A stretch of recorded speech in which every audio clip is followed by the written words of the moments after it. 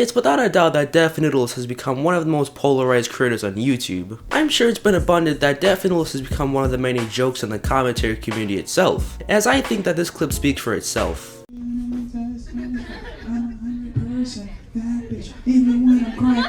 I got boy problems. Def Noodles used to be one of the many respected commentary channels in the community, in which he was your average news channel that covered different topics across the internet. However, later down the line, he began receiving a bunch of backlash as Def Noodles started spreading misinformation throughout his videos, and he began building up a reputation as a hypocrite that cannot take any sort of criticism, as that has been seen multiple times across Def Noodles' YouTube career. And all of these different controversies that Def Noodles would find himself into would lead his channel to lose over 50,000 subscribers in a short period of time, while also taking his view count to about under 10,000 views a video. Throughout this video, I'm going to be going over all of the controversies that will lead Def Noodles to being cancelled off the internet. And before I go, and I ask you guys to watch the video before forming opinions in the comment section. Also everyone, thanks so much for 900 subscribers. We've been going fast as hell lately. But thanks, and let's get into the video.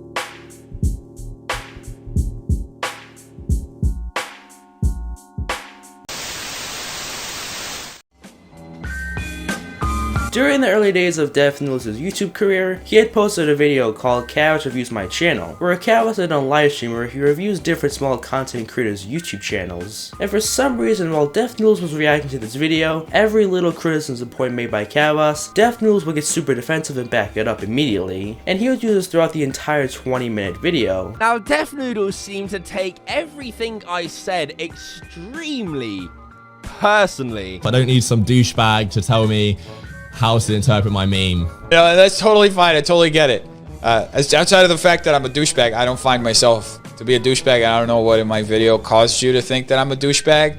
But I totally understand that. And that's totally your prerogative. And that's why you don't have to click on that video. That's why nobody, in fact, has to click on that video. Like, why do you not like me? That's the first thing. That kind of hurt my feelings. I'm going to be completely honest.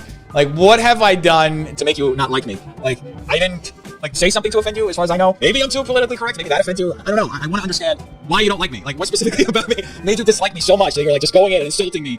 We never met, by the way. I never went into looking into who you were before this. So. And it was quite clear that Def Noodles was super insecure about his YouTube channel, and this would be the early signs of Def Noodles not being able to take any sort of criticism by anyone. And not surprising enough, a couple videos after this one, he had posted a video called Cal's almost made me want to quit YouTube. He would say that Cal was being super harsh on him, and it almost made him want to quit YouTube altogether. And even his comment section was flooded with a bunch of support from his fans, and a lot of his fans comforted him, despite the fact that Chaos has said multiple times when he reviews his channels, he be brutally honest, and the people who cry about it are just soft. Plus, getting your content criticized is good, because it shows that your content needs to be improved, and many people who have gotten their content reviews by Chaos and criticized from him, many of them have either just made jokes about it, or have actually stepped their game up and improved their content. But Def Noodles didn't do any of that, as he just kept making himself look like the victim in the situation. However, shortly after this minor drama, Def Noodles would go on to change his content style up completely. He would start to make news videos about certain topics going around the internet. He made videos on people like Trisopaitis and even Naked Cow Avocado. And this little change started to get him way more recognition, more than when he was getting with his reaction videos. And he started getting the respect that many people in the news commentary genre. But this would all change, because around this time when Def Noodles' channel started growing really fast, he began slipping up and started spreading misinformation across his videos, without even fact checking them before publishing the video. Chaos would call him out with a video called Def Noodles Disgusting Lies and Slander Exposed. He would rant out how Def Noodles manipulates a story for his own personal gain and twists the story to something much bigger than it really is. He says how Def Noodles handled the John Swan situation horribly, into making Dream look bad. Defamation Noodles decide to take it upon himself to label John Swan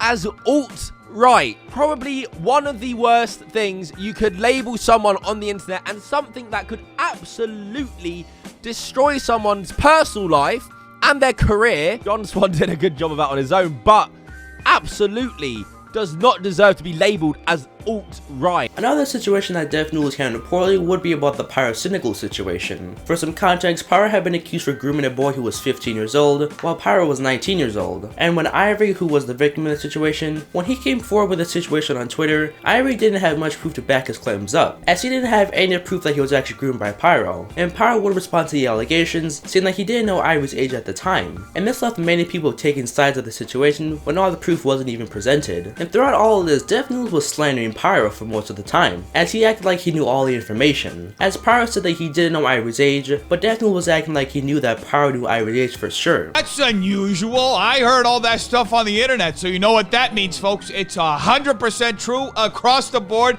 with no nuance to it whatsoever. And I don't even need to hear Pyro's side to make up my mind, because I'm a YouTube commentator, and I'm just going to go along with what everybody else is saying and not stick my neck out because I'm too scared to think for myself. And yes, I am as smart as a block of wood. I think Death Noodles messed up right there. Let me fix it for him. Because I'm a YouTube commentator that cannot take criticism, cannot be funny, and am a fucking femboy wearing cat ears on my head. After more and more times of Death Noodles spreading false narratives about his stories, Keemstar would make a tweet saying that Death Noodles had allegedly groomed girls 12 to 15 years old. And about a year later, Death Noodles would then go on to make a video saying that he was suing Keemstar for defamation of character, since what Keemstar said a year ago. He states how this ruined his reputation, and this caused most of his fans to turn on him. Then sometime later in February of 2022, the YouTuber Power Guard interviewed Death Noodles about the AB family situation, which for some context, the AB family's daughter, who was 15 years old, had been sexualized by a critic called Killick. For some reason, throughout their interview, Death Noodles started making fun of Papa God and calling him names for absolutely no reason. And Death Noodles will go on to make an apology video about the situation, but that really wouldn't do him justice. For some of the stuff that Death Noodles did to Papa God, as he posted multiple pictures on Twitter of him, while even going as far as making false predatory accusations about Papa God. And not surprising enough, Papa God was pretty pissed about this, and he defended himself on his live stream. And what Death Noodles did next was fucking ridiculous. He made a shirt of Papa God crying about getting falsely accused, and this obviously caused many people to be quite upset, and this obviously caused more people to hate on him, as he was just making himself look like a complete fool, since Papa God had actually been crying about his wife getting sexually assaulted, and Death Noodles thought this would be funny to make a joke out of it, and thought it would be a good idea, as he even went on to post a picture of him crying on Twitter. But really, we all know that Death Noodles is the biggest joke on this planet. As far as putting a picture of Papa Gut crying on a t-shirt, I explained this as well on the Twitter space, but here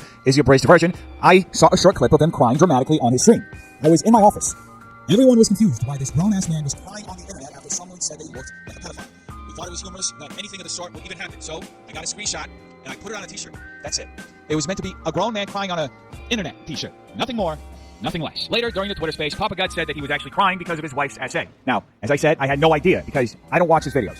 I don't have time to watch a guy named Papa Gut pontificate for 30 minutes at a time about whatever. Now for this next event that happened with Death Noodles, I don't really have a proper time frame when this all started, so we're gonna say that this all happened sometime in August. On August 19th, 2022, Death Noodles had posted a video called The First Super Roast Battles, in which before all of this, he was hyping up this long-awaited roast battle that he was gonna be hosting in LA, and he was hyping this up for weeks and weeks. But when Death Noodles dropped his roast battle video, he was met with quite a surprise, as many people have all said that this was the worst roast battle video ever held by anyone. It was super unprofessional, and barely anyone even fucking showed up to it. The first quarter of the event, nothing even happened, and the event didn't even start until around 30 minutes later, and it was just a complete shit show. The first 27 minutes, the event doesn't even start. They just like cycle through YouTube playlists of rap or popular music. So they didn't start on time. People just sit here doing fucking nothing for 26 minutes listening to bad music. Imagine Fire Festival, but if it actually happened and was worse than anyone could have imagined. In a typical Death Noodles fashion, after Critical had reacted to Death Noodles roast battle video, a couple days later after the roast video dropped, Death Noodles would respond to Critical a couple days later, after the initial roast battle video dropped. And in the video, he tried to act super sarcastic about it, act like he didn't care, but really we all know that he was super butthurt that someone didn't like it. And Critical would respond to Death Noodles the same day, as he would go and say that he didn't do anything wrong, and all he did was make jokes about the event, and that was pretty much it. Oh, he slightly criticized it, but that's not a big deal.